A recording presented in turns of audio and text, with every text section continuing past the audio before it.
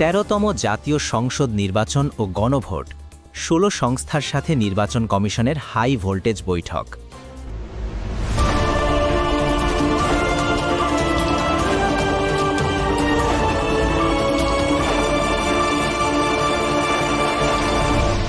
Channel CB সংবাদ বিশ্লেষণে আপনাদের স্বাগতম। দেশের পরবর্তী রাজনৈতিক ভাগ্য নির্ধারণী ১৩তম জাতীয় সংসদ নির্বাচন এবং আসন্ন গণভোটকে সামনে রেখে নড়ে চড়ে বসেছে নির্বাচন কমিশন। রাজধানীর আগারগাঁয়ে ইসি সচিবালয়ে অনুষ্ঠিত হয়ে গেল এক হাই ভোল্টেজ সমন্বয় সভা। ১১ জানুয়ারি ২০২৬ সকাল ৯টায় আগারগাঁয়ে নির্বাচন কমিশনের সম্মেলন কক্ষে এই গুরুত্বপূর্ণ বৈঠকটি শুরু হয়।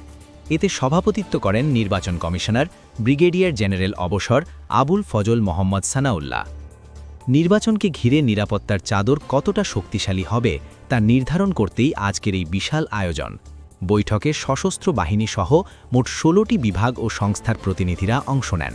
এতে উপস্থিত ছিলেন বর্ডার গার্ড বাংলাদেশ, বিজিবি, কোস্টগার্ড, পুলিশ ও র্যাব, আনসার ও ভিডিপি মতো গোয়েন্দা সংস্থা এবং এনটিএমসি সহ অন্যান্য নিরাপত্তা সংস্থার মহাপরিচালক ও প্রধান কর্মকর্তারা। বৈঠকে অত্যন্ত কঠোর বার্তা দিয়েছেন নির্বাচন কমিশনার ব্রিগেডিয়ার জেনারেল সানাউল্লাহ।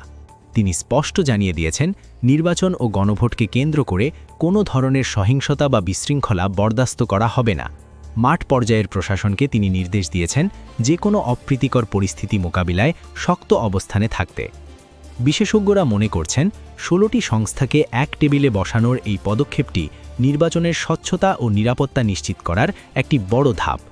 বিশেষ করে সশস্ত্র বাহিনীর উপস্থিতি এবং গোয়েন্দা সংস্থাগুলোর সক্রিয়তা ভোটারদের মনে আস্থা ফেরাতে কতটা কাজ করে সেটি এখন দেখার বিষয়।